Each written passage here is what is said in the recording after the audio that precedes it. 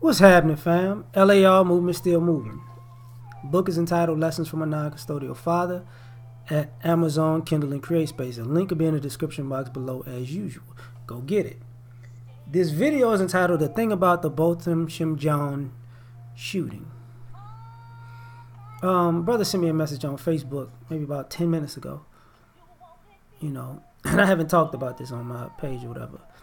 And a guy said something on a video I watched earlier that that living in Texas I know, but I don't think people living outside of Texas know. The situation with his shooting has one particular thing that's often overlooked. In Texas, that can be under the statute of capital murder. See, if you commit a burglary or robbery and you kill somebody, that's capital murder charge. And that's what makes this situation so touchy. And when people think about, well, they tried to make him look like a bad guy on TV by saying he had weed in his house. Yeah, of course they did. Because it's beyond the fact, like him being a black man definitely exacerbates the situation because it puts America's hypocrisy on Front Street. Him being a black man and they're like, yo, he's not the first black man who gets shot in his home by police. He's not. He's not the first black man to get killed in his house by police. But he might be the first black man to get shot and killed in his own home by an off-duty officer who wasn't supposed to be there. You get what I'm saying? Because there was another guy, I forget what state, where the cops came into the wrong house on a quote-unquote warrant. They went to the wrong address, got shot, and got killed, and the guy got to go home because that's self-defense. So this is the issue. People aren't taking into consideration that, look, man, cops don't get prosecuted as is for killing people. And it was one case, I believe, in Texas, outside of Dallas, where where a cop just got put in jail and convicted for quote unquote manslaughter when shooting a kid in the car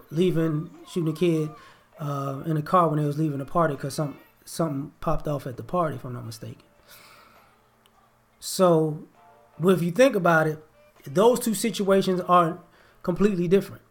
You got kids fleeing from a party, and an officer takes extra exception to them leaving, and he kills somebody. Takes his rifle, shoots in the car, kills the kid.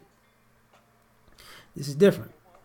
If that woman wasn't a cop, she'll be getting capital murder. And this is why, the police probably have an issue. And people was getting on the woman who was the chief at the time.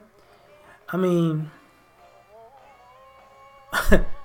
she's in a bad spot. She's in a between a rock and a hard place because she had to fire the lady first, probably just to get the manslaughter charges.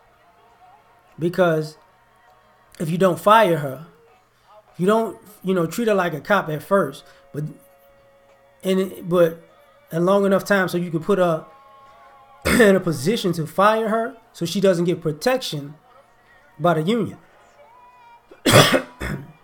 But because she was wearing a uniform when she did this, they got to protect the shield.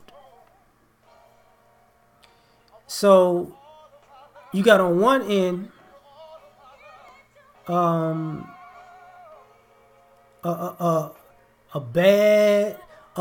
thing that puts America's hypocrisy on blast for real. And on another end, you got a black person at the helm of a situation like not good. Because she had to turn over the investigation to somebody else because, if it was her people, somebody would have probably found a way to figure out how to get this lady off. Which honestly would have done more damage in the long run to the police. Not because people are like Police can get away with anything. No, it's because it would have been like, okay, since they get away with everything, I got something for you. This ain't gonna happen. And that's gonna be the problem. Excuse me, I got a call, so I'm trying to text to let them know I'll call them right back. So the thing about that is, what winds up happening is now you're dealing with a situation where the whole world is watching.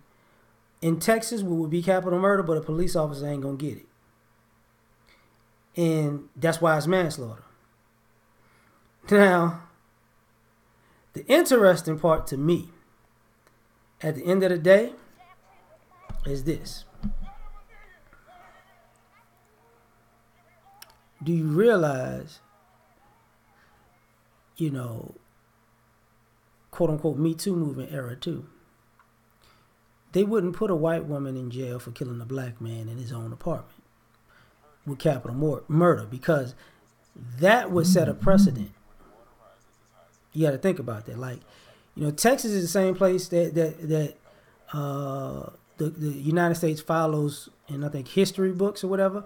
The Texas educational system, you run your books through Texas, then you get them back. They're cleared. Texas is a big state. I think second largest state in America, if I'm not mistaken. Big red state. If Texas, which is known for its guns and oil and wild, wild west type mentality in history, sets the precedent and say, look, if a cop kills somebody under certain circumstances, they're going to get put in jail for capital murder. That sets a precedent across the United States that the police ain't willing to deal with. Because so many police have literally murdered so many people on the job and got to go home and go to sleep and put their uniform on the next day, act like nothing ever happened. So, this is why things happen. And then on the flip side of it, the way I think, you got to think somebody like George Zimmerman. Because, for America to rally around George Zimmerman those years ago, and to see how much he's been able to get, the amount of things he's been able to get away with since then. And this last incident with signing the Skittles and wearing a Confederate shirt. And he's not white. And he's not a cop. As a matter of fact, he couldn't even be neighborhood watch. And he got in a fight with police officers and wasn't even put in jail for that because his father was a judge. So if this is what a person who's not in uniform, who's not a police officer, but whose family is in law enforcement, can get away with, and the country rally around him, and then he shows like, this is how I get down. And they like, oh, you're making us look bad. Like, what are you doing? This spills over like, okay, what are these officers capable of doing? You got to remember, it was a police officer who got caught with the hoodie, Trayvon Martin-esque targets. So when you're looking at this situation, you got to take it in consideration of everything that's involved with it. Because, okay, they can deal with manslaughter because you can get in, you can get out, because they can give you the minimum amount of time. So don't be surprised if, because you got to understand, if they charge a woman with manslaughter, they still didn't charge her with burglary. Because truth be told, it was a burglary and then a killing. See, if you'd have charged her with a burglary, also, you'd have had to make it capital murder. Because they go in the same statute. So all this scenario about, they let me in. And this is why all this information keeps coming out. And they want to change the subject, because that's the issue. And also, I'm sure they got lawyers and judges and people behind the scenes who are making sure that, you know, that they didn't hook things together because they're looking out for each other in the system systematically. And this is America. So I'm done. And I just wanted to shed light on that a little bit. I'm not a police officer. I'm not in law enforcement. But you can Google the Texas statutes yourself. And you can define, what capital murder is. You can define the categories that if a killing happens under these categories, this what makes a capital murder. And you can look at it yourself. Because the statute is the statute. So we out of here on this one. Peace.